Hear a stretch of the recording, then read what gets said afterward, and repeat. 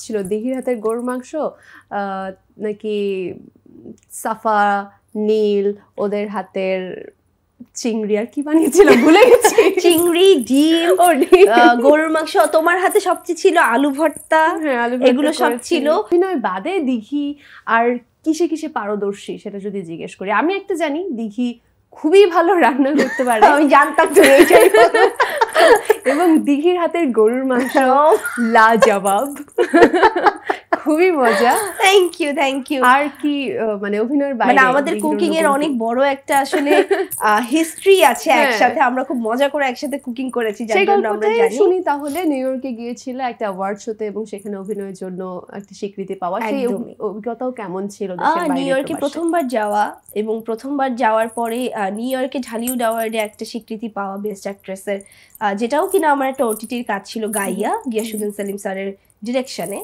So ওই কাজটাও আমার খুবই প্রিয় একটা কাজ ছিল, কারণ সেলিম স্যার আমার ওয়ান অফ দ্য ফেভারিট ডিরেক্টরসের মধ্যে একটা। তার সাথে কাজ করা একটা ড্রিমের মতো ছিল। তো ওই জায়গা থেকে তার ওই ফিকশনে আমার একটা অ্যাওয়ার্ড পাওয়া, আমার মনে হয় এটা অনেক বড় একটা অ্যাচিভমেন্ট আমার কাছে। এবং সব মিলিয়ে প্রথমবার নিউ ইয়র্কে যাওয়া, মানুষদের ওয়েলকামিং, এভরিথিং আমাকে অনেক আসলে মুগ্ধ করেছে। এবং আমার মনে হয় ঠান্ডাটা আর একটু কম হলে ভালো হতো।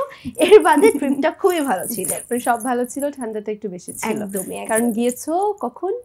জানুয়ারিতে, এবং সেই সময়টাই ছিল মাইনাসের ঘরে।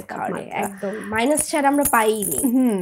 এরপর তার কি কি এনজয় করেছো? মানে সেখানে আর কি করা হয়েছে অ্যাওয়ার্ড শো এর বাইরে? পিকনিক করেছিলে? আমরা একদিন পিকনিক করেছি সব আর্টিস্টরা মিলে।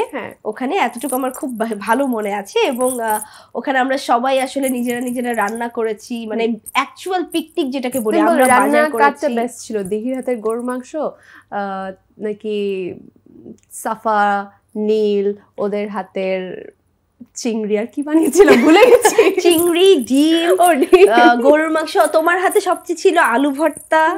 এগুলো সব ছিল। কিন্তু আফসোসের ব্যাপার হচ্ছে আমি রাতে ডিনারই করতে পারিনি। তুমি খাওনি? না,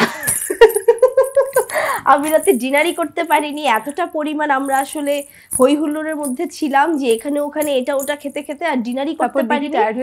আমি টায়ার্ড হয়ে ঘুমিয়ে গেছি। এবং সকালে উঠে আমি আর স্পোর্টসি আমরা ঠিক করলাম যে আমরা এখন একটু তাহলে খাবো, আমরা তো রাতে ঠিক মতো খেতে পারিনি। গিয়ে দেখি যে গরুর মাংসের পাতিল খালি, একদম খালি। কারণ গরুর মাংসটা সবচেয়ে বেশি মজা হয়েছিল। সামনে তো ঈদ আসছে, রোজা আসছে, এই সময়টায় রান্না বান্না নিয়েও কিন্তু আমাদের অনেক রকম, যারা কখনো রান্না করে না তারা রান্না করতে ভালোবাসি, এবং খাওয়া দাওয়া নিয়ে মোটামুটি আমাদের আগ্রহের জায়গাটা একটু বেড়ে যায়। রোজা ঈদ নিয়ে বাসায় কি ধরনের তোমার প্র্যাকটিস থাকে? রোজার মধ্যে তো দেখা যায় যে বাসায় একটা টাইম পর্যন্ত থাকি, তারপর বাইরেও কাজ থাকে। কিন্তু আমি চেষ্টা করি যে ইফতারটা আসলে বাসায় করার, যতটুকু সম্ভব হয় বাসায় ইফতারটা করার।